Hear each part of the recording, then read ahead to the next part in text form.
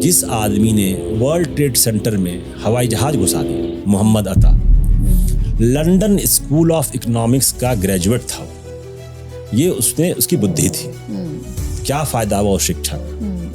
भाई अंग्रेज हमें क्यों पढ़ाते थे? क्योंकि उन्हें अपने अंदर काम करने वाले कर्मचारी चाहिए, क्लर्क चाहिए थे उनको, क्लर्क चाहिए थे। वही सब समस्याएं अभी भी हैं सीबीएसई के करिकुलम के साथ जो मेरे समय थी।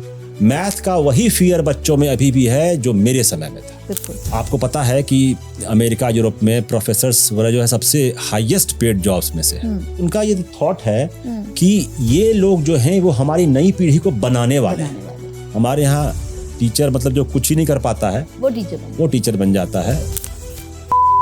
बिल्ड कैसे होती है? आप सामने वाले को ये सिखाइए कि आपसे डिसएग्री होना कोई बुरी बात नहीं है। तुम क्वेश्चन करो कि छुट्टी संडे को ही क्यों होती है। हम सब ने पढ़ा कि सेब गिरा तो न्यूटन ने ग्रेविटी खोजी। हाँ। भाई सेब गिर ही रहे थे पहले भी। हम राम को नहीं छोड़ते कि राम हमारे पूज्य हैं, आराध्य हैं, लेकिन हम सवाल राम से भी करते हैं। क्या मिस रह गया हमारे एजुकेशन में कि आपने कह दिया बारिश हो मैंने मान लिया? आपके एजुकेशन में मिस ये हुआ कि आपको नहीं सिखाई गई।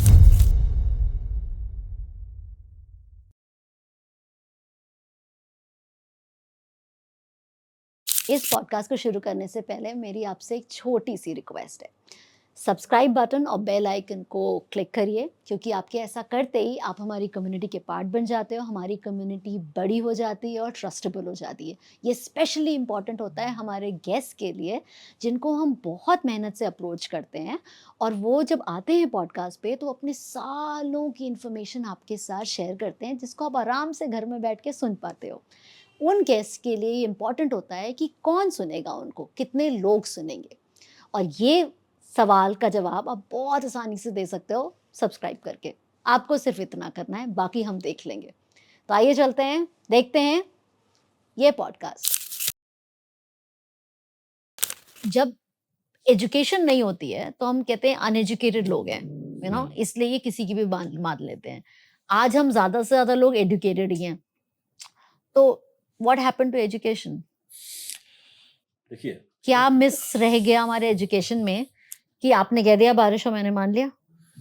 आपके एजुकेशन में मिस ये हुआ कि क्रिटिकल थिंकिंग आपको नहीं सिखाई गई। वो क्या होता है?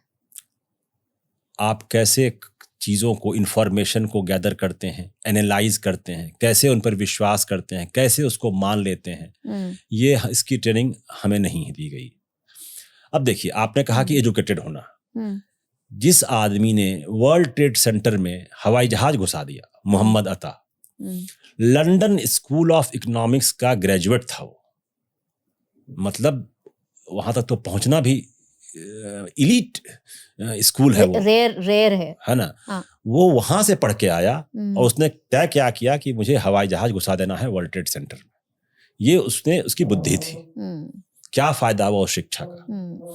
तो शिक्षा का मतलब डिग्री नहीं होता कि आपने एमए बीए कर लिया। अच्छा, दूसरी चीज क्या है, हमारे यहाँ क्या है कि रोट लर्निंग का सिस्टम है। मैं अभी आप सड़क पर चलिए, मैं 10 लोगों से आपसे पूछूंगा कि मुगल्स में पहले कौन आया था, बाद में कौन आया। ये तो पढ़ाया गया है ना आपको बुक में, टेक्स्ट बुक में। हाँ, है ना भाई। ये आरोप भी लगता है कि मुगलों के बारे में टू मच पढ़ा दिया। हाँ। इतना पढ़ा दिया। पर चलो उसी पे बात कर लेते हैं। हैं कि हुमायूं पहले आया, कि अकबर उसके बाद आया, कि बाबर उससे पहले आया, कि शाहजहां उसके बाद आया, कि औरंगजेब उसके पहले आया। आप जरा ये सर्वे कर लें। मैं आपको बता रहा हूं 10 में से 9 लोग गलत जवाब देंगे। मुझे भी नहीं क्लियर है। जब आपको यही चीज नहीं पता जो आपको पढ़ाई गई थी, आप उसका रट्टा मार रहे थे, आपने पढ़ा और आप भूल गए। एग्जाम देने के लिए पढ़ा था बस। तो आपसे मैं क्रिटिकल थिंकिंग की उम्मीद कैसे करूं जब आपने पढ़ा ही नहीं, उसको आत्मसात किया ही नहीं, उतना भी नहीं किया, है ना। बहुत सारी चीजें हैं जो हमें पढ़ाई गई हैं, हमें उनमें से तकरीबन कुछ भी याद नहीं। बिल्कुल 100%, है ना। लेकिन इसमें कहाँ गलत रह गया? हमारे एजुकेशन, वो करिकुलम की प्रॉब्लम रह गई, या हमारे टीचर्स को सिखाया नहीं टीचर्स ने हमारे, या हमारा जो शेड्यूल था कि हमें 1 साल में इतनी चीजें पढ़नी है उसमें गड़बड़ हुआ? आप तो खुद प्रोफेसर हैं, तो आप मतलब उस पॉइंट ऑफ व्यू से बताइए, सिर्फ एक क्रिटिक की उससे नहीं बोल रहे हैं। नहीं ठीक, लाइक अगर कोई इसको सुन रहा है जो कि एक्चुअली इसमें चेंज ला सकता है, तो कहाँ लाना है चेंज? रट्टा मारने का सिस्टम खत्म करना पड़ेगा। और रट्टा हमने मारने का सिस्टम रखा ही क्यों? रखा हुआ है। अब ये जो चला रहा है पढ़ाई का सिस्टम, जो भाई अंग्रेज हमें क्यों पढ़ाते थे? क्योंकि उन्हें अपने अंदर काम करने वाले कर्मचारी चाहिए, क्लर्क चाहिए थे उनको, क्लर्क चाहिए थे। वही सिस्टम चलता रहा है। और मुझे जान के बहुत आश्चर्य हुआ कि जब मैं अपने बेटे को पढ़ा रहा था अभी, वही सब समस्याएं अभी भी हैं सीबीएसई के करिकुलम के साथ जो मेरे समय थी। मैथ का वही फियर बच्चों में अभी भी है जो मेरे समय में था। बिल्कुल, है ना? बिल्कुल। तो मतलब हम लोग पोस्ट अपार्ट है, जो 2 अलग जनरेशन है। मैं 50 का होने वाला हूँ और मेरा बेटा 20 साल का है। तो इतने दिनों में हम वो मैथ का फियर भी नहीं खत्म कर पाए और रट्टा मार सिस्टम भी नहीं खत्म कर पाए। तो पहली बात ये। दूसरी बात, आप अगर उसको बदल भी दे तो इस बात की गारंटी नहीं है कि आप अच्छे नागरिक पैदा करेंगे। मैं फिर से कह रहा हूं, critical thinking is very important. आपको अपने दिमाग से सोचना चाहिए, ठीक है, कि ऐसा हुआ तो ऐसा क्यों हुआ, ऐसा होता तो ऐसा क्या हो जाता, अगर ये नहीं होता तो वो क्यों होता। ठीक है, मेरे टीचर ने तो मुझे पढ़ाया, बैठी भी नहीं होती। हाँ, 9th में पढ़ाया कि न्यूटन्स फर्स्ट लॉ पढ़ाया। कहा कि किसी चीज पर जब तक कोई फोर्स अप्लाई नहीं करते हैं वो उसी स्टेट में रहता है जिसमें वो है। टीचर ने कहा कि ये डस्टर है, जब तक इस पर फोर्स अप्लाई नहीं करेंगे ये यहीं रखा रहेगा। बात सही है, लैपटॉप यहीं रखा हुआ है। तो मेरे पिताजी ने नई नई गाड़ी खरीदी थी, तो हम लोग अंदर बैठ के गाने सुनते थे। तो मैंने उनसे कहा कि सर एक बात बताइए, वो तो ठीक है लेकिन ये बाहर अंदर का जो मसला है, मैं गाड़ी के अंदर बैठकर कितना भी पैर से धक्का देता हूँ गाड़ी आगे नहीं बढ़ती, लेकिन पीछे से पुश करते हैं तो गाड़ी चल पड़ती है। तो इसमें क्या मतलब, ऐसा क्या हो जाता है? हम फोर्स तो फिर भी अप्लाई कर रहे हैं, बाहर से कर रहे हैं चाहे अंदर से कर रहे हैं, कहीं से कर रहे हैं, फोर्स तो अप्लाई कर रहे हैं ना। अंदर से कुछ नहीं होता और बाहर से गाड़ी चल पड़ती है। तो उन्होंने मुझे कूटा, जो कि परंपरा थी उस समय, कूट काट के, और बोला कि सवाल बहुत पूछते हो तुम, है। जब उन्होंने न्यूटन्स से अगले क्लास में ये जब भी पढ़ाया, मैं नहीं था, मैं जब आया तो न्यूटन्स 3rd लॉ चल रहा था। तो उन्होंने कहा कि each action has an equal and opposite reaction, हर क्रिया के बराबर और विपरीत प्रतिक्रिया होती है। अच्छी बात है। तो उन्होंने कहा बॉल जितनी ताकत से दीवार पर मारोगे उतनी ताकत से पीछे आएगी। नाविक जब नाव चलाता है तो वो धक्का किनारे को देता है और नाव आगे बढ़ती है। गुड, समझ गए। तो मैंने सर से कहा कि सर ये तो सही है, लेकिन जैसे मान लीजिए तो न्यूटन का लॉ है तो हर चीज अप्लाई होगा सर। बोले हाँ। मैं कहा मान लीजिए मैंने हाथ मारा ऐसे यहाँ टेबल पर, तो हाथ तो नहीं लौटा। तो अरे भाई बच्चे होते हैं, आपके दिमाग में सब चलता ही है। उस दिन उन्होंने मार करके कूट करके और मुझे क्लास से बाहर धूप में खड़ा कर दिया, जून की गर्मी में। उसके बाद मैंने कहा कि यार ऐसा नहीं, रोज रोज मार खाने से अच्छा है छोड़ दो, पूछना ही बंद कर दो, है ना। और उसके बाद मैंने 10th के बाद साइंस ही छोड़ दी, क्योंकि रोज रोज पिटने का कोई फायदा नहीं है।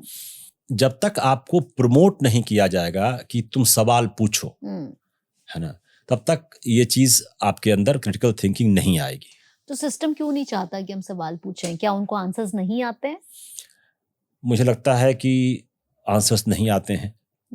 अब जो आज के नए दौर की यूनिवर्सिटीज हैं वो इसको काफी प्रमोट कर रही हैं, लेकिन मतलब प्राइवेट यूनिवर्सिटीज में देख रहा हूँ खास करके मैं, काफी प्रमोट कर रही है, लेकिन स्कूलों में अभी भी नहीं चल रहा है। लगता है टीचर अपने आप को अपग्रेड करना नहीं चाहते, उसमें पढ़ना नहीं चाहते, या उनकी परेशानियां, उनके पास काम बहुत है, उनको मुर्गी भी गिननी है, पेड़ भी गिनना है, जनगणना भी करनी है, सब भी करना है, तो उसमें कहाँ से क्रिटिकल थिंकिंग घुसाएं। उनकी दिक्कतें हो सकती हैं, मैं ये नहीं कहता कि नहीं होंगी, लेकिन उसका असर हमारे सिस्टम पर पड़ता है और हमें सवाल पूछना सिखाया नहीं जाता है। क्वेश्चन करो, ये क्यों है, ये क्यों नहीं है, ये ऐसे कैसे होता है तो क्यों होता है, नहीं होता है तो क्यों नहीं होता है।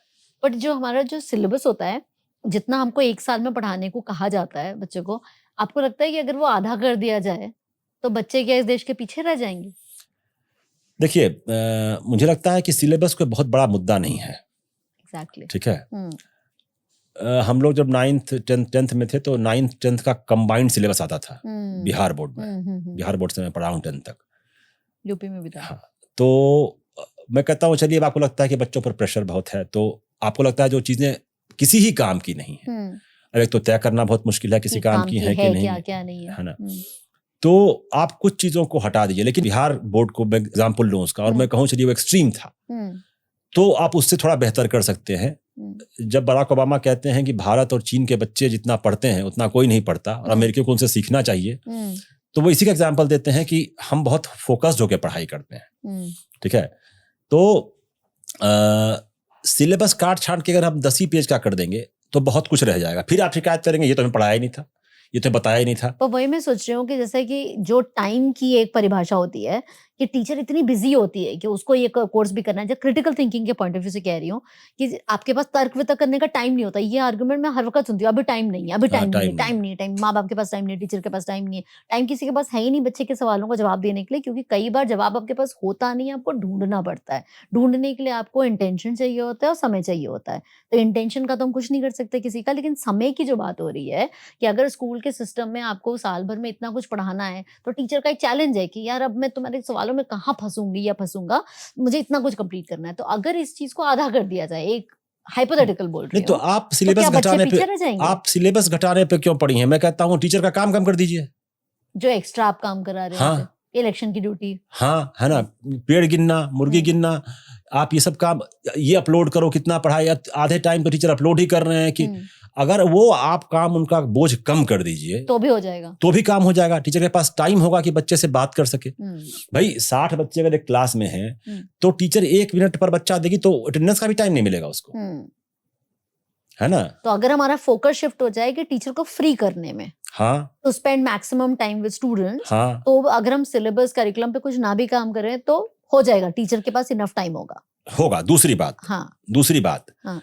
देखिए आज की तारीख में मैं प्राइवेट कॉलेजेस की बात कर रहा हूँ जहाँ टीचर की तनख्वाह है 40,000 45,000, जिसको 40-45,000 रुपए मिल रहे हैं उसके लिए अपने जीवन से संघर्ष करना ही बहुत मुश्किल है। सर्वाइवल, आप उससे अगर उम्मीद करेंगे कि वो 4 मैगजीन खरीद के पढ़ेगी, है ना, वो 4 किताबें खरीदेगा जो 500-700 रुपए 800 रुपए की आती हैं अपनी पॉकेट से, ये भी इनजस्टिस है। बिल्कुल। आपको पता है कि अमेरिका यूरोप में प्रोफेसर्स वगैरह जो है सबसे हाईएस्ट पेड जॉब्स में से है ना, रिसर्चर, प्रोफेसर। तभी तो यंगस्टर्स जाते हैं उस फील्ड, क्योंकि उनका ये थॉट है कि ये लोग जो हैं वो हमारी नई पीढ़ी को बनाने वाले हैं, ये द बेस्ट होने चाहिए, तभी वो पीढ़ी सुधरेगी। ये थॉट हमारे यहाँ नहीं है। हमारे यहाँ टीचर मतलब जो कुछ ही नहीं कर पाता है वो टीचर बन जाता है।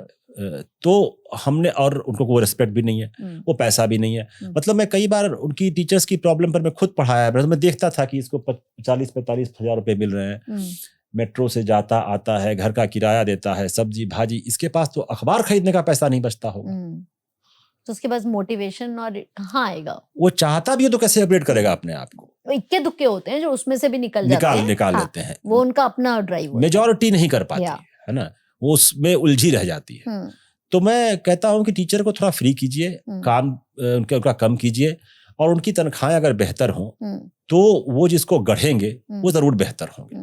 आप जाके देखिए ना क्या हाल है टीचरों का। और प्रोफेसर्स की तनख्वाहें अच्छी हुई जब पे कमीशन आया, तमाम आया, है ना, तो वो एक बदलाव, सुखद बदलाव था। लेकिन स्कूल जहां आपका फाउंडेशन रखा जा रहा है वहीं पर डब्बा गोल हो जाता है। वही मैं कह रहा हूं कि आप क्या उम्मीद करेंगे उस टीचर से? आप सिलेबस घटाते जाइए, अरे आप इधर तो देखिए कि इधर क्या दिक्कत आ रही है। तो सिलेबस रैशनल होना चाहिए, ठीक है, लेकिन टीचर के पास टाइम होना चाहिए, बच्चे को समझे, उसकी जो उसके अंदर जो जिज्ञासा है, जो उसकी क्यूरियोसिटी है, उसको आंसर करे, वो प्रोवोक करे बच्चे को कि सवाल करो, पूछो। क्रिटिकल थिंकिंग बिल्ड कैसे होती है? एकदम बेसिक बताइए कैसे।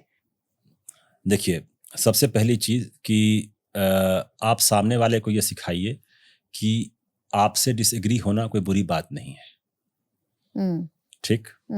आप जैसे देखिए, अक्सर लोग यहाँ पर नैरेटिव बनता है कि सेना से सवाल नहीं होगा। क्यों नहीं होगा? आप बोलिए कि अपने स्टूडेंट से कि तुम सवाल सबसे पूछो, ठीक है, तुम अपने माँ से पूछो, पिता से पूछो, भाई से पूछो, बहन से पूछो, टीचर से पूछो। तुम क्वेश्चन करो क्लास 85 मिनट की क्यों होती है, तुम क्वेश्चन करो कि छुट्टी संडे को ही क्यों होती है। तुम्हारे आसपास जो कुछ भी हो रहा है उसको तुम सीधा ग्रैस्प मत करो, तुम उस पर सवाल करो। धीरे धीरे उसका दिमाग इस तरह से ट्रेन हो जाएगा कि वो आसपास जो भी हो रहा होगा उसको क्वेश्चन करेगा। जैसे मेरी ट्रेनिंग एक जर्नलिस्ट की रही है, तो मेरी आदत है, जैसे आपने कहा ना कैसे करते हैं, जैसे रिक्शे पर जा रहा हूँ मान लीजिए, तो रिक्शा तो कहाँ के हो भाई? यहाँ कहाँ रहते हो? यहाँ कितने लोग हैं परिवार में? रिक्शा चला कितना कमा लेते होगे, है ना? और आपको यकीन नहीं मानिए, कई बार ऐसे जवाब, आप यकीन नहीं मानेंगी, ऐसे जवाब मिलते हैं। एक बार मैं किंग्सवे कैंप में रहता था, तो रिक्शा वाला था हमारा, तो मैं कहा यार रोकना, चिकन खरीदना है। उसने कहा हाँ मुझे भी लेना है, तो जानता था मुझे, तो मैंने 1 किलो चिकन लिया, तो उसने करीब 1-1.25 किलो मटन लिया, 2 किलो मछली ली और 2 किलो चिकन लिया। मेरा दिमाग घूम गया। मैंने कहा भाई तुम्हारे घर पे पार्टी है? तो कह रहा है कि नहीं मेरे बच्चे बिना नॉनवेज के खाना नहीं खाते। तुम्हारे बच्चे बिना नॉनवेज के खाना नहीं खाते? हाँ। कहा हाँ मेरी पत्नी बंगाली है और हमारे घर में हर चाहे 2 ही पीस हो लेकिन बच्चों को नॉनवेज चाहिए। मगर तुम अफोर्ड कर लेते हो? उसने कहा हाँ। क्या कैसे? तो उसने कहा यहाँ से यहाँ स्कूल बच्चों को छोड़ता हूँ, सुबह तो इतने पैसे मिलते हैं, इतने पैसे मिलते हैं, बेटा मेट्रो में गार्ड है तो इतने पैसे मिलते हैं, पत्नी ये काम करती है इतने पैसे मिलते हैं। रफली आज से तकरीबन 22-23 साल पहले उसके घर में 40,000-42,000 रुपए की इनकम हर महीने की थी। बहुत बढ़िया। अब देखिए ये मुझे समझ में क्यों आया, मैंने उसको बोला तुम अपने घर ले चल सकते हो? उसने कहा हाँ चलिए। घर ले चल सकते हो? तो मुझे अपने घर ले चलोगे? आपको ले चल। हाँ। उसने कहा हाँ चलो चलिए। उसके घर पे एक फ्रिज था, एक कूलर था। मैं क्या समझता था कि रिक्शा वाला मतलब बेचारा एकदम ही गरीब, फुटपाथ पर ही सोता होगा, लेकिन चूंकि मैंने उससे सवाल किए तो मुझे समझ में आया कि नहीं, इसी जीवन के लिए ये बिहार बंगाल छोड़ के यहाँ आया है ना। और घर के सारे लोग मेहनत कर रहे हैं एक लाइफ के लिए। तो आप जब बच्चों को सवाल करना सिखाते हैं, जैसे मैंने जो हमारे स्टूडेंट्स रहते हैं उनसे कहते हैं तुम क्वेश्चन करो, तुम कुछ भी पूछो। तुम ये पूछो कि साहब भारत की पार्लियामेंट में, लोकसभा में 543 सीट्स क्यों है, 643 क्यों नहीं है ना? तो सरकार टैक्स लेती है तो उस टैक्स का पैसा कहाँ जाता है? बजट आता है। मतलब आप देखिए, एक तो फाइनेंस, ये मुझे लगता है कि एक साजिश के तहत बच्चों को पढ़ाया नहीं जाता है। उन्हें कुछ नहीं पता होता इसके बारे में, है ना, कि ये क्या होता है, टैक्स कैसे आता है, स्टेट को कितना मिलता है, कहाँ जाता है। तो बजट जब आता है तो बहुत संख्यक आबादी को पता ही नहीं होता कि ये हो क्या रहा है, सिवाय से कि इंटरेस्ट ही नहीं होता उसमें, एज इफ हमारे लिए कुछ फर्क ही नहीं पड़ता। फ्रिज महंगा हुआ, टीवी महंगा हुआ, सिगरेट महंगी हुई, क्या महंगा हुआ, क्या सस्ता हुआ, बस ये बजट नहीं है। रुपया कहाँ से आता है, रुपया कहाँ को जाता है, बजट यही है। तो आप उनको बोलिए कि तुम सवाल करो, पूछो कि सर ये क्या मतलब हुआ इस बजट का, इसमें क्या किया सरकार ने? सरकार ने तो कह दिया हमारा इतना खर्चा है और ये चीजें सस्ती हो गई, ये घट गया, ये बढ़ गया, इससे क्या हुआ? तो एक तो मुझे लगता है, बिल्कुल कह रहा हूं मैं, साजिशन सिखाया नहीं आता कि आप फाइनेंस समझिए ही मत। तो क्वेश्चन करो उसको कि ये क्यों हुआ, ये क्यों होता है, भारत में राष्ट्रपति का पद क्यों है। और ये भी मैं सोच रही हूँ कि पहले के टाइम पे हमारे क्वेश्चन हम जिनसे कर सकते थे वो ऑप्शंस कम होते थे, लेकिन आज तो जानकारी अगर चाहिए किसी को तो उसके जरिए बहुत हैं। अगर मैं आपसे पूछूंगी, आप मुझे नहीं बताएंगे, तो भी मेरे पास और कई तरीके हैं, अगर मैं जानना ही चाहूँ तो जान सकती हूँ। बिल्कुल, है ना? बिल्कुल। तो ना वो उस क्वेश्चन का आंसर ना लेना तो अब बहाना नहीं बन सकता, किसी चीज का नहीं बन सकता। लेकिन फिर मैं आपसे कह रहा हूँ कि आपको लगता है कि हमें मेहनत करें क्यों? आपको ट्रेन नहीं किया गया कि आप उसको जानिए। और हमने कोई रेफरेंस भी नहीं देखा। हम लोग इंस्पायर होते हैं ना, हमने अपने आसपास ऐसे कोई रेफरेंसेस भी नहीं देखे जिन्होंने बड़े क्वेश्चन करे हों, जो बड़ा शिद्दत से किसी चीज के पीछे पड़े हों और हेंस वो आज यहाँ पे हों लाइफ में। बिल्कुल। तो मुझे एक रोल मॉडल वाली चीज होती है। हमने हमारे माँ बाप लोग सब मिडिल क्लास थे, मिडिल क्लास रहे, मिडिल क्लास ही चले गए, मिडिल क्लास ही हुआ, हमने एक वो लाइफ देखी। अब उससे ज्यादा हमारी जनरेशन, मेरे आपकी जनरेशन ने क्या है कि बहुत काम किया कि उससे ऊपर निकलना है। बट अब हमारे बच्चे वो कंफर्टेबल है, बिल्कुल ठीक बात है, कर ली। लेकिन देखिए होता क्या है कि हमें एग्जाम्पल लाइफ में दिखाए गए, ऐसा नहीं कि दिखाए नहीं गए। हम सब ने पढ़ा कि सेब गिरा तो न्यूटन ने ग्रेविटी खोजी। हाँ। भाई वो क्रिटिकल थिंकिंग ही तो है। सेब गिर ही रहे थे पहले भी लेकिन एक आदमी पीछे पड़ गया कि ये गिरा कैसे, है ना। तो आपको एग्जाम्पल तो दिया गया है, लेकिन चूंकि आप लगता है यार वो तो बहुत बड़ा आदमी था न्यूटन, कोई कनेक्शन ही नहीं कनेक्शन नहीं बनता, हम रिलेट आपका नहीं कर उससे। पाते हाँ, कि हमारे जैसा था कोई। हाँ, कलाम साहब बहुत बड़े आदमी थे, मतलब हम कलाम थोड़े बन सकते हैं यार, है ना, कलाम साहब तो बहुत बड़े आदमी थे, तो आप उसे रिलेट नहीं कर पाते, है ना। और समाज में ये, लेकिन हम सेलिब्रिटीज के मामले में तो रिलेट कर लेते हैं। जब ये जो बुद्धिजीवी लोग होते हैं उनको हम कहते हैं ये तो अरे कलाम साहब थे, लेकिन अब आज का आप इन्फ्लुएंसर मीडिया देख लीजिए, सेलिब्रिटी मीडिया देख लीजिए, सोशल मीडिया देख लीजिए, कोई अगर अच्छा लगता है, कोई फेमस लग रहा है, तो हमारी आज की यंग जनरेशन बड़ी जल्दी कॉपी करती है कि I want to be like that, और बन भी जाते हैं। वो कॉपी करते हैं, वो सोचते नहीं है ना, वो सोचते नहीं, वो कॉपी करते हैं। तो कुछ चीजें होती हैं जो कि इन्फ्लुएंस तो हम होते हैं, लेकिन हम कॉपी करके आसपास का एक फेक कॉपी बन सकते हैं उसका। हाँ, मतलब मैं अगर शाहरुख खान जैसे बाल रख लूं, हाँ, तो इससे क्या फर्क पड़ेगा मेरे ऊपर, या मैं रणवीर सिंह जैसे कपड़े पहन लूं, तो उससे क्या हो जाएगा? उसकी लाइफ, उसकी किस्मत तो आपको मिल नहीं जाएगी, मिल नहीं जाएगी, उसकी रिस्पेक्ट तो नहीं आपको मिलेगी। तो हमें जो ये चीज नहीं आती, मतलब हमें सीखनी चाहिए कि क्वेश्चन करें, सवाल करें, तभी आपकी जनरेशन जो है वो समझदार होगी, वरना कोई फायदा नहीं। हम कितना भी पढ़ा लिखा लेंगे वो भूल ही जाएंगे। अच्छा, जब सवाल करे बोलते हैं, तो क्या कुछ भी सवाल करना, कभी भी सवाल करना, कैसे भी सवाल करना ठीक है, या एक्चुअली आपको अगर उस सवाल का कोई आंसर चाहिए तो उसका कुछ एक कोड ऑफ कंडक्ट होता है? मैं मानता हूं कोई कोड ऑफ कंडक्ट नहीं होना चाहिए, कुछ भी पूछो, कभी क्योंकि पूछो, जब भी आप उसको रेस्ट्रिक्ट कर देंगे ना, तो फिर कि ये सही है पूछना, ये नहीं है, आप सब कुछ पूछने दीजिए, क्या ही बच्चा पूछ लेगा आपसे, यही तो पूछ लेगा सेक्स कैसे करते हैं, है ना, तो कोई बात नहीं, उसका भी एक आंसर है, उसका भी एक आंसर है, बता दीजिए, जवाब दे दीजिए उसका। तो आप एम्बैरेस मत होइए, क्योंकि एक तो प्रोसेस है, वो साइंटिफिक प्रोसेस है, तो मुझे लगता है कि इसमें कोई बंधन नहीं होनी चाहिए। और देखिए, हम लोग बहुत कई बार हमें लगता है जैसे कि हम जानते हैं। मैंने एक बार क्लास में पूछा कि लू किसको कहते हैं? लू, हीट वेव।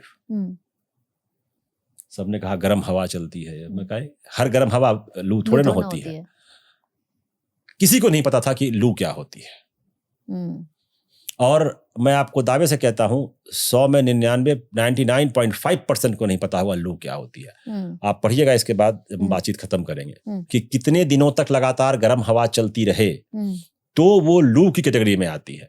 टेम्परेचर कितने डिग्री अबव नॉर्मल रहे तो वो लू कहलाता है। उसका एक मेजरेबल टेबल है एक तरह से। एग्जैक्टली कि ये लू है।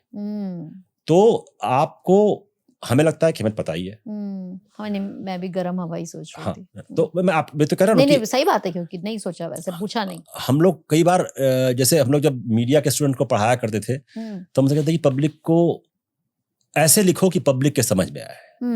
अब क्या होता है, एक दो एग्जांपल देता हूँ आपको। अब ये आप पढ़िएगा कि दिल्ली में बारिश हुई, क्यों? वेस्टर्न डिस्टर्बेंसेस की वजह से, पश्चिमी विक्षोभ की वजह से। मैं आपको दावे से कह सकता हूं उस रिपोर्ट में ये नहीं लिखा होगा कि वेस्टर्न डिस्टर्बेंसेस होते क्या है, कौन से थे इस बार। मौसम विभाग ने आपको प्रेस रिलीज दिया, आपने उठाया, आपने चेपा और आगे बढ़ा दिया। कौन इस चक्कर में पड़े कि हम खोजें कि ये होते क्या है वेस्टर्न डिस्टर्बेंसेस। हरियाणा ने इतना क्यूसेक पानी छोड़ दिया तो दिल्ली में बाढ़ की नौबत है। ये क्यूसेक क्या होता है? किसी को नहीं पता है क्यूसेक क्या होता है। सही बात है भाई। आप या तो ये कहिए कि इतना पानी है जितना दिल्ली एक दिन में कंज्यूम करता है, तो मेरे दिमाग में आइडिया लगेगा कि बड़ी बहुत सिंप्लीफाइड। हाँ, बिल्कुल। सब क्यूसेक लिखते हैं। किसी ने जानने की कोशिश की कि क्यूसेक क्या होता है? ना। तो ये जो हमारे अंदर क्यूरियोसिटी खत्म हो गई, इसको जगाने की बहुत जरूरत है। और इसमें टीचर्स का भी उतना ही रोल है जितना पेरेंट्स का रोल है। वो घर में भी सिखाएं बच्चों को कि सवाल करो। ये बहुत टफ है, ये कहना आसान है सच में। क्योंकि बच्चे आपसे 10 बातें पूछेंगे, 5 बातें आपको नहीं आएंगी, आपको खुद ही फ्रस्ट्रेशन होगा कि मैं यार भाई इतना भी नहीं पता। लेकिन कोई बात नहीं, खोजिए ना। आप एक जनरेशन को बिल्ड कर रहे हैं।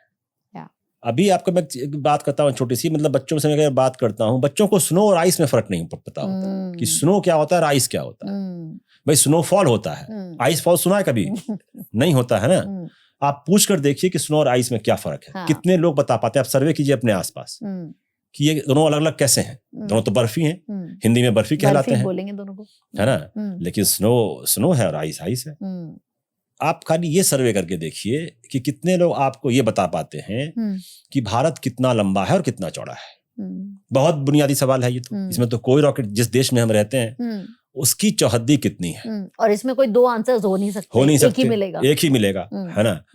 तो ये भी नहीं मालूम है, किसी ने पता करने की कोशिश भी नहीं की। हम इस देश में रहते हैं, हमने मान लिया जो हमें बचपन से हटा दिया गया कि भाई झंडे में 3 रंग होते हैं, बीच में अशोक चक्र होता है, उसमें 24 तीलियां होती हैं, वो तो आपको याद है ना। ऊपर कश्मीर है, नीचे कन्याकुमारी है, ये भी सुन लिया, बस ठीक है, बट नंबर्स नहीं पता। अगला सवाल आप लोगों से पूछ कर देखिए कि आप जो जन गण मन गाते हैं उसका मतलब जानते हैं? आप क्या गा रहे हैं? 52 सेकंड में गाना है, सब कुछ ठीक है, मुझे पता है। क्या आप उसका अर्थ जानते हैं? क्या आपको किसी टीचर ने बताया कि इसका क्या अर्थ है? नहीं पता। मुझे वंदे मातरम आता है, ठीक है, मैंने एफर्ट करके इसका मीनिंग देखा कि क्या होता है, इसका मतलब क्या होता है, लेकिन केवल सुजलाम सुफलाम मलेज शीतलाम शस्य श्यामलाम मातरम वंदे मातरम करने से बात नहीं बनेगी। मुझे लगता है कि हमारा सिस्टम विचित्र है, हम बच्चों को सब चीज रटा देते हैं, है ना। एक कहीं पूजा हो रही थी, पंडित जी से मैंने पूछा कि पंडित जी आप इतने जो मंत्र पढ़े जा रहे हैं इसका मतलब भी समझते हैं या यूं ही पढ़ते हैं आप? अगर समझते हैं तो आप मुझे बता सकते हैं बहुत सिंपल सा कि इस मंत्र का अर्थ क्या है? पंडित जी को नहीं मालूम था। पंडित जी ने भी वही काम किया हुआ है, रटा हुआ है। तो सब रटे रटाए पे चल रहे हैं। तो जब अब इतनी छोटी छोटी चीजों पे आप नहीं पूछते, आपने टीचर से ये नहीं पूछा कि जनगण मन का सर अर्थ तो बताइए, हमारा नेशनल एंथम है ये, हम जिसको गा रहे हैं, जिससे हमारे भाव उत्पन्न होते हैं, बिल्कुल, उसका एक्चुअली कॉन्टेक्स्ट क्या है? हमारे लिए तो पूजा का मंत्र है, समझिए, देश के नाते। तो उसका अर्थ क्या है? जब आपने ये तक सवाल नहीं पूछा तो फिर आपका दिमाग तो मतलब बंद है, बिल्कुल बॉक्स एक है जिसमें इसको अनबॉक्स करने की जरूरत है। और उसका कॉन्सिक्वेंस क्या है? फिर वही बात होती है, उसका कॉन्सिक्वेंस ये है कि बाद में आप सरकारों से सवाल नहीं करते, बाद में आप उन लोगों से सवाल नहीं करते जिनसे आपको करने चाहिए थे, अथॉरिटीज से, केवल सरकार ही नहीं, किसी भी तरह की, कोई किसी भी तरह की, आपका बॉस, आपकी लाइफ कंट्रोल करता है, हाँ, आपका बॉस, टीचर, आपका टीचर, है ना। तो ये बहुत अजीब सी चीज है। और जब हम उनसे सवाल नहीं करते हैं तो उसका कॉन्सिक्वेंस क्या होता है? उसका कॉन्सिक्वेंस ये होता है कि आपके पास इंफॉर्मेशन नहीं होती, आप वेल इन्फॉर्म नहीं होते, और जो आदमी वेल इन्फॉर्म नहीं है वो सही डिसीजन कभी नहीं ले सकता। जब आपके पास जानकारी नहीं है तो डिसीजन क्या लेंगे आप? भाई मेरे पास जानकारी होगी तब तो मैं डिसीजन सही लूंगा ना। जानकारी आपके पास इसलिए नहीं है क्योंकि आपने सवाल नहीं पूछे। तो आप बहुत ही, आपने कहा कि बाहर बारिश हो रही है, मैंने मान लिया। आप बहुत सतही किस्म की इंफॉर्मेशन लेकर के, जानकारी लेकर के या नॉलेज लेकर के, इंफॉर्मेशन और नॉलेज दो अलग अलग चीजें हैं, है ना। भाई माउंट एवरेस्ट की ऊंचाई कितनी है, ये इंफॉर्मेशन है ना, इसका नॉलेज से कोई मतलब नहीं है। मैंने बहुत पहले रटना छोड़ दिया ये सब, क्योंकि ये सब गूगल पे अवेलेबल है। लेकिन अगर मैं आपसे पूछूं कि देश में क्या 3 बदलाव होने चाहिए, तो ये इंफॉर्मेशन नहीं है, ये नॉलेज से आएगा, है ना। तो आप एक इन्फॉर्म्ड सिटीजन होंगे तभी आप एक अच्छी सरकार चुनेंगे और सरकार पे कंट्रोल रखेंगे। आप उसे सवाल पूछेंगे कि क्या हुआ इसका, क्यों वाटर लॉगिंग हो रही है यहाँ पर।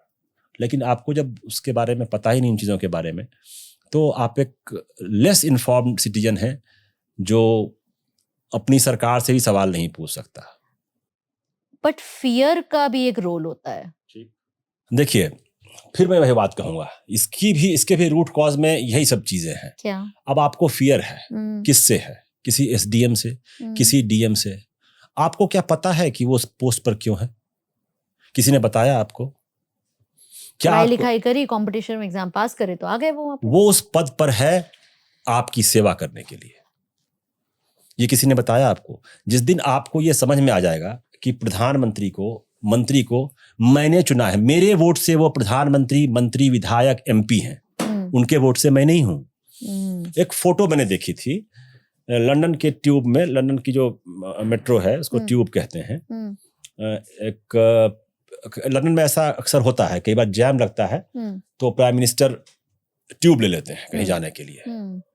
सुना है मैंने। तो हाँ, तो वो पीएम खड़ा है, मैं नाम नहीं लूंगा, और ऐसे लोग, एक बच्चा से देख रहा है और कैप्शन में लिखा था अखबार ने कि nobody is willing to offer his seat to the prime minister because they know that he is the servant of the people.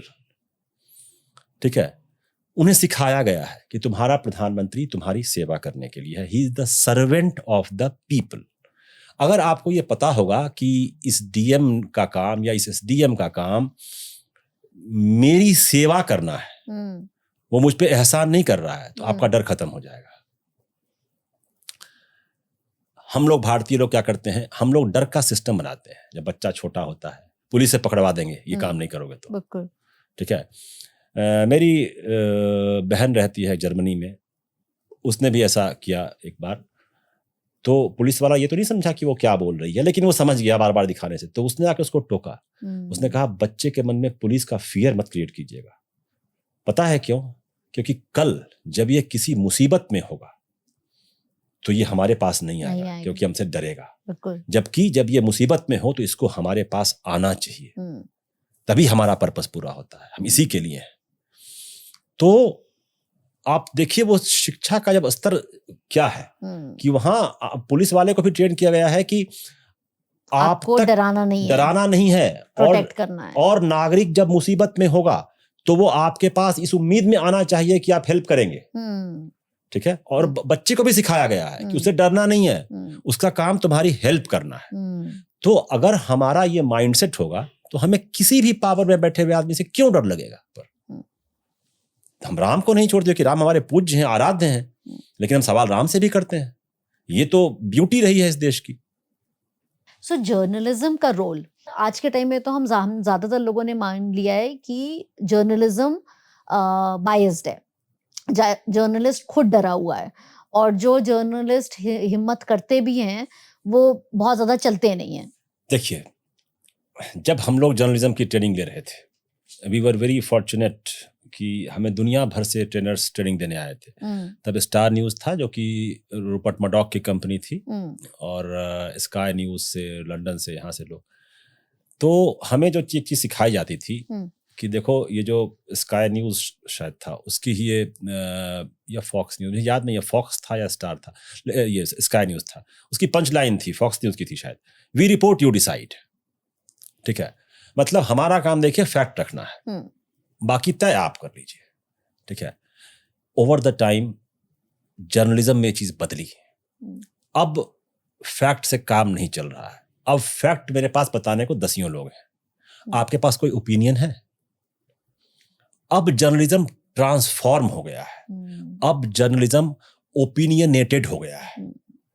और पहले ये चीज बिल्कुल मतलब ऐसी थी कि ये आप ऐसा कैसे कर सकते हैं, आप ओपिनियन आप कैसे दे सकते हैं, आपका काम ओपिनियन देना नहीं है। और हमने ही फिर ओपिनियन मांगा। अब है कि अब अगर आप ओपिनियनेटेड नहीं हैं तो आप जर्नलिस्ट किस बात के हैं? मतलब अगर आप इसको जनता ऐसे देखती है कि अगर आप गलत को गलत नहीं कह सकते तो किस बात के जर्नलिस्ट? आप अगर मुझसे सिर्फ इतना बता रहे हैं कि साहब इस देश पर इतने बम गिरे, इतने लोग मारे गए, अरे ये हम कहीं से भी पढ़ लेंगे। तुम बताओ ना, सही मानते हो गलत मानते हो इस बात को? और गलत मानते हो तो क्यों मानते हो? तो जर्नलिज्म अब ओपिनियनेटेड हो गया है। और देखिए जर्नलिज्म में एक चीज और है, जैसे अभी आप एग्जांपल देता हूं आपको। अभी ईरान के खिलाफ अमेरिका और इजराइल के हमले हो रहे हैं, एक जंग चल रही है वहां पर। अमेरिका का मीडिया दे आर मतलब कॉन्स्पिक्यूअसली साइलेंट कि इस बात पे बिल्कुल चुप है, बहुत कॉन्स्पिक्यूअस है ये साइलेंस, कि इस लड़ाई में धकेला किसने अमेरिका को। ठीक है, और एकदम चुप्पी सी है ना। एक न्यूयॉर्क टाइम्स ने लिखा था एक पीस कि how Trump decided to go into this war. मुझे सरप्राइजिंग लगा देख करके। उसके अलावा सब चुप रहे, क्योंकि लगता है कि अगर हम ऐसा बोलेंगे तो शायद हमें एंटीसेमेटिक कहा जाएगा और हम पर ये लेबलिंग हो सकती है। तो देखिए, इजराइल की सरकार का समर्थन या विरोध करना ज्यूज का समर्थन या विरोध करना नहीं है, ये अलग अलग बातें हैं, तो है ना। लेकिन एक खामोशी है बिल्कुल अमेरिकन मीडिया में, कोई नहीं बोल रहा कि ये लड़ाई, इस लड़ाई की तरफ अमेरिका गया कैसे, जो कि एक बहुत क्रूशियल पॉइंट था। ठीक है, तो इतना सब कुछ होकर के भी आप ऐसे मुद्दे पर चुप बैठे हुए हैं, है ना। आप जर्नलिस्ट हैं, ये आपका ओपिनियन हो सकता था कि भाई ये सही था, गलत था, या चलिए आप फैक्ट ही रिपोर्ट कर देते कि ऐसा ऐसा हुआ, ये हुआ। अगर आपको ओपिनियन नहीं देना था तो आपने वो भी रिपोर्ट नहीं किया। तो जो आप कह रही हैं जो चेंज आया है वो बहुत बड़ा चेंज आया है, और अब ओपिनियन हावी है, फैक्ट, और अब तो फैक्ट भी डिस्प्यूटेड है। अब तो मैं देखता हूं कि अब तो इस बात पर ही सवाल होने लगते हैं कि साहब आप जो फैक्ट लेकर आए हैं ये किताब है भी कि नहीं। आप कहेंगे क्या बात करते हो, मैंने फलानी किताब में पढ़ा जो कि ऑक्सफोर्ड से पब्लिश होती है या एबीसी से पब्लिश होती है, तो कहेंगे अच्छा उस प्रेस को कंट्रोल कौन करता है। तो अब जो नया दौर है उसमें फैक्ट भी, अब आप देखिए सोशल मीडिया पे इसी बात पे झगड़ा हो रहा है कि होलोकॉस्ट में कितने ज्यूज मारे गए थे। ठीक है, हम लोगों के लिए ये गिवन था, है ना, कि 60 लाख ज्यूज को अपनी जान देनी पड़ी उसमें। अब ये फैक्ट डिबेटेड है, अब इस पर बहस हो रही है। तो आप देखिए कि जब जब नए सोर्सेज आते हैं इंफॉर्मेशन के, तो आप जो पुरानी बनी हुई धारणाएं हैं उनको चैलेंज भी करते हैं, पोक करते हैं। तो अब ये नहीं हो रहा है कि केवल आपने कहा और मैंने मान लिया कि ऐसा हुआ था। मैं कहूँ आपने कहाँ पढ़ा, वो किताब किसने लिखी थी, उसका ऑथर कौन था, क्या वो लेफ्टिस्ट था या राइट विंगर था, स्पॉन्सर कौन था। हाँ, कैसा तो नहीं कि आपका चूंकि दबदबा है इंटेलेक्चुअल वर्ल्ड में तो आप ऐसी 10-20 किताबें लिख करके आपने साबित कर दिया कि ऐसा हुआ था। अब यही चैलेंज, अब यही मुश्किल आ गई है। तो फैक्ट सैक्रोसेंट हुआ करते थे। चेंज क्यों आया? सोशल मीडिया की वजह से आया। क्योंकि आप ऐसे 10 लोगों को सुनने लगे। पहले क्या था कि भाई कुछ ही वॉइसेस थी, अब क्या है कि चलिए मेरी बात कोई नहीं सुन रहा, मेरी यूनिवर्सिटी में कोई नहीं सुन रहा, मेरे कॉलेज में कोई नहीं सुन रहा, मैं अपनी बात यूट्यूब पर रखूंगा, वहां लोग सुन रहे हैं। सो अगर मैं आजादी के टाइम का जर्नलिज्म का सोचूं, जो मैं सोच रही थी कि मैं आपसे कंपैरिजन में पूछूंगी, बट आई थिंक पॉइंट वही है कि उस टाइम पे सबका एजेंडा एक ही था। एग्जैक्टली। सो इवन इफ एक द पायनियर था और एक द हिंदू था, लेकिन जो रिपोर्टिंग थी वो फैक्चुअल बेसिस पे होती थी, विद एन एजेंडा कि this is happening, this is happening, this is happening, जो हो रहा है लिख दिया। बिल्कुल। और दूसरा क्या है कि भाई एक बायस उसमें भी रहेगा कि हम ब्रिटिशर्स के खिलाफ लिखेंगे, क्योंकि हमारी लड़ाई उनसे है। हाँ, पर वो बहुत ही डिक्लेयर्ड होगा। हाँ, वो डिक्लेयर्ड है, घोषित क्लियर है। वो उसमें कोई मीठी मीठी बातें नहीं, कभी ये कभी वो नहीं है। नहीं है। जो ब्रिटिशर्स के खिलाफ है, ब्रिटिशर के खिलाफ है, लिख रहे हैं। आप देखिए अमेरिका में क्या होता था, वहां अभी भी चीज डिक्लेयर्ड है कि भाई फॉक्स प्रो रिपब्लिकन है, CNN प्रो डेमोक्रेट है, वो घोषित है उनका एक तरह से, है ना, वो सभी जानते हैं, उस पे स्टिक करते हैं, हाँ। है ना। हमारे यहाँ क्या है, हम हल्ला मचाते हैं न्यूट्रल का, हम ये घोषणा नहीं करते।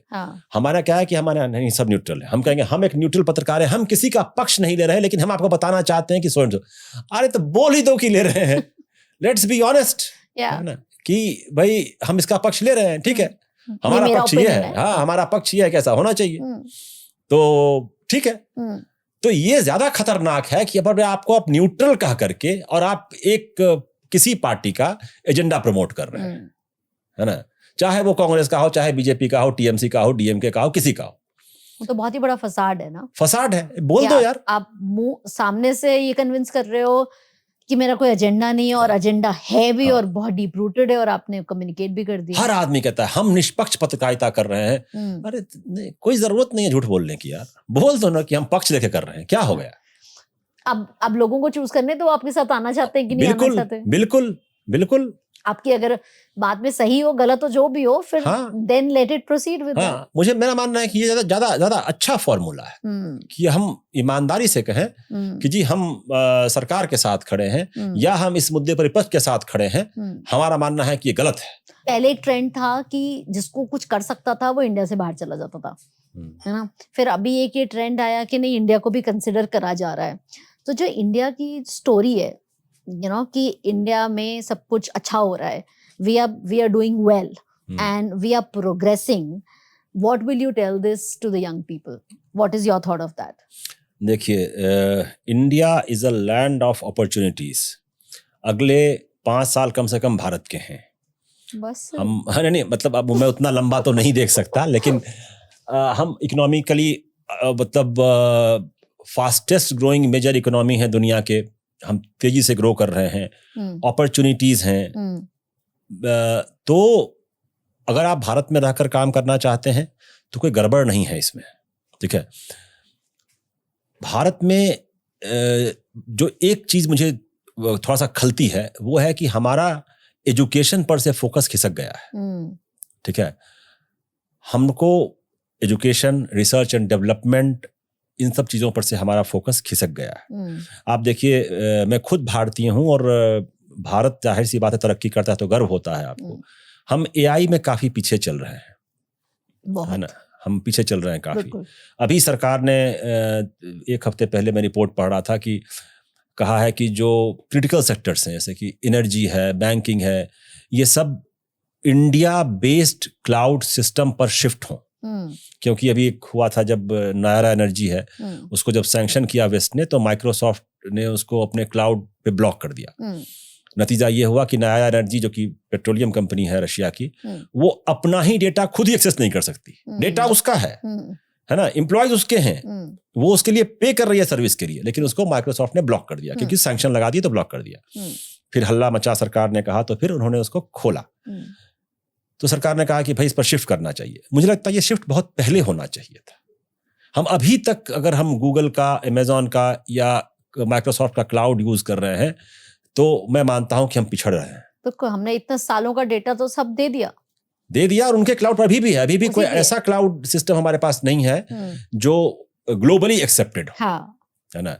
जैसे चाइना डीप सीक लाया एआई में, तो मुझे लगता है कि इन फील्ड्स में हमें अपने रिसर्च एंड डेवलपमेंट पे खर्च बढ़ाना चाहिए और एजुकेशन सिस्टम को काफी दुरुस्त करने की जरूरत है। काफी, मुझे लगता है कहीं ना कहीं फोकस अभी उस पर से हटा हुआ है। न्यू एजुकेशन पॉलिसी आई, बहुत अच्छी चीज थी, लेकिन जो पढ़ाई का स्तर है, स्कूलों में पढ़ाई नहीं हो रही है, बिल्कुल नहीं हो रही है। तो उन चीजों को दुरुस्त करना पड़ेगा, वरना जो हमारा एडवांटेज था दुनिया भर में, हम उसको लूज करेंगे। बल्कि हम और उल्टे जा रहे हैं कि हमने खेती बाड़ी से हटा लिया लोगों को और बोला एजुकेशन एजुकेशन एजुकेशन, और एजुकेशन भी नहीं दी। एजुकेशन कुछ जो लोग पढ़ के आते हैं, मैं तो पीएचडी वालों का हाल देखता हूँ।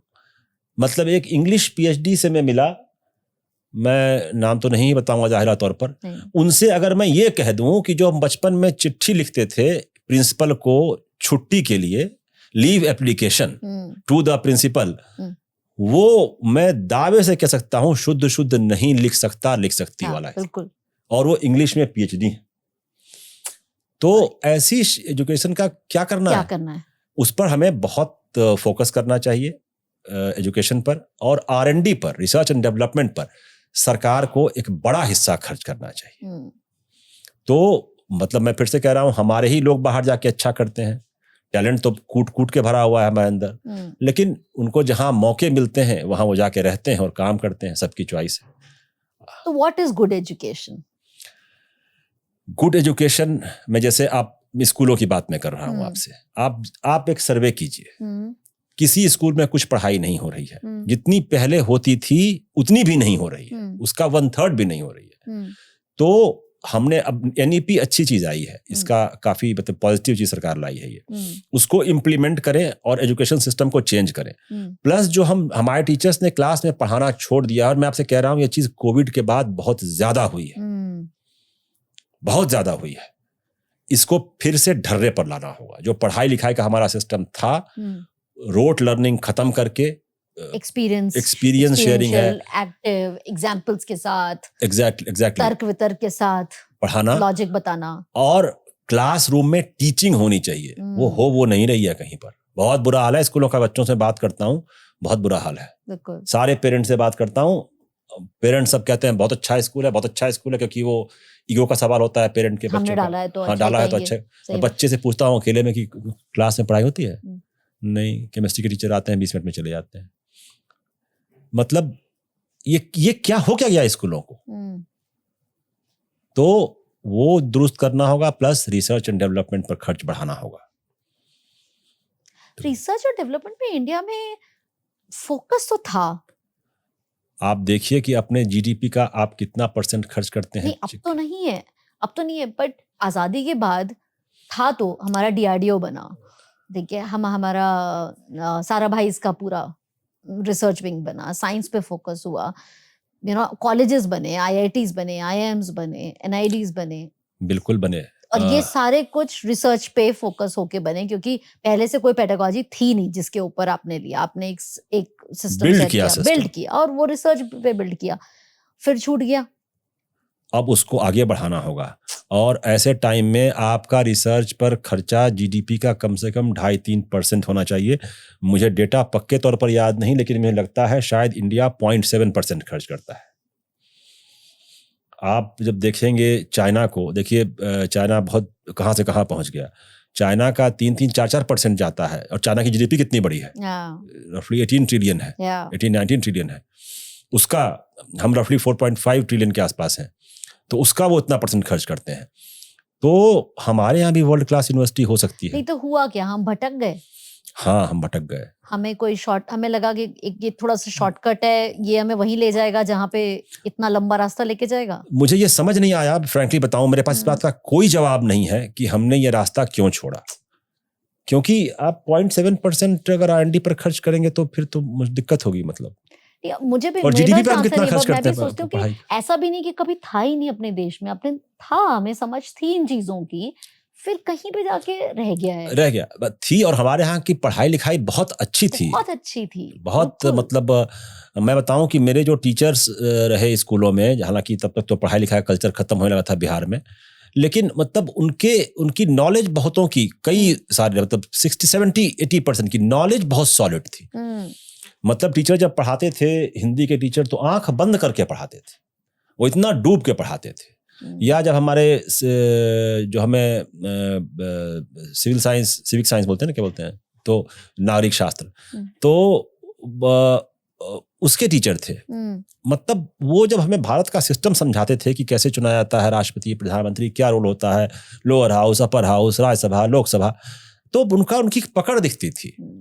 तो मुझे लगता है कि अच्छे टीचर्स भी जिस प्रोसेस से, अब हर जगह तो टीचर के भर्ती में घोटाला होता है, तमाम होता है, तो जब इन सब चीज़ों में ये होगा तो इसका असर एजुकेशन पर दिखेगा। अच्छे एजुकेटर नहीं होंगे तो अच्छे बच्चे कहाँ से निकलेंगे, है ना? तो इसको मुझे लगता है कि मैंने बिहार के कॉन्टेक्स्ट में, आई थिंक जिस एज की आप बात कर रहे हैं, मैंने बहुत लोगों को सुना है कि एक्चुअली टीचर्स के लिए गुणगान हुआ है बहुत सॉलिड। आई थिंक उस टाइम के जो आपके टीचर्स रहे होंगे, एग्जैक्टली उसी एरा के, क्योंकि सिमिलर एज ग्रुप के लोगों के साथ इंटरेक्शन याद आ रहा है मुझे।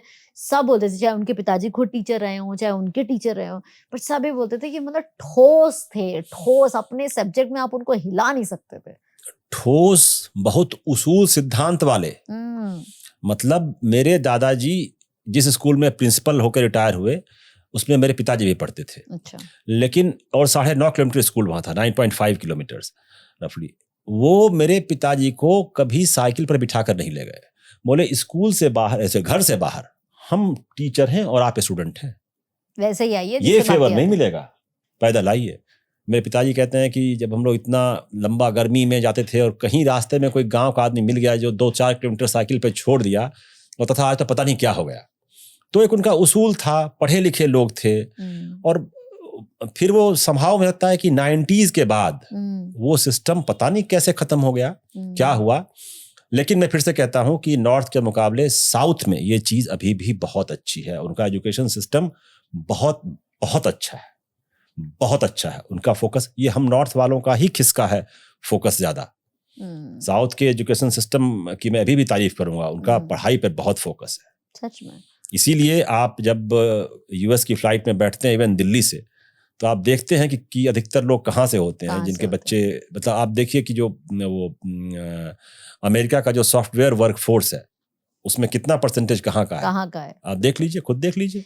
अमेरिका, इंडिया में देख लीजिए, जहाँ जो भी अगर टेक्निकल फील्ड में जा रहा है, किसी तरह की कोई एक स्किल्ड बेस्ड फील्ड में जा रहा है, परसेंटेज वाइज वो ज्यादा साउथ का ही होगा अपने। ये क्यों हो रहा है ऐसा? कोई वजह है ना इसकी? एजुकेशन सिस्टम उन्होंने ऐसा बनाया है जहाँ पढ़ाई होती है। बिहार यूपी में तो पढ़ाई ही बंद हो गई। आपने बोला 5 साल इंडिया के बहुत अपॉर्चुनिस्ट टाइम है, गोल्डन पीरियड है। इस पूरे 5 साल को उस सुनहरी चिड़िया के रूप में देखने के लिए common citizen is one major part, major most important part, government is the second part, third is the institutions. अगर 3 में से सबसे स्ट्रॉन्ग या सबसे इम्पोर्टेंट वो कौन होगा जिस पे मुझे और आपको टाइम बिताना चाहिए स्ट्रेंथन करने के लिए, मतलब हम सबको, कि अगर वो तीनों में से बाकी 2 थोड़े कम भी पड़ जाए ना, तो ये थर्ड वाला can actually lead to the golden bird. मैं तो सिटीजन कहूंगा हमेशा। देश नागरिक से बनता है, कोई भी देश नागरिक से बनता है। देश क्या होता है? कोई पहाड़, नदी, समंदर, धरती देश थोड़े ना होते हैं, वो तो बहुत जगह हैं। कोई देश कहाँ पहुंच जाता है, कोई कहीं रह जाता है। किसी देश आप जाकर कहते हैं वाह वाटर कंट्री, कहीं आप कहते हैं कहाँ कूड़े में आ गए यार।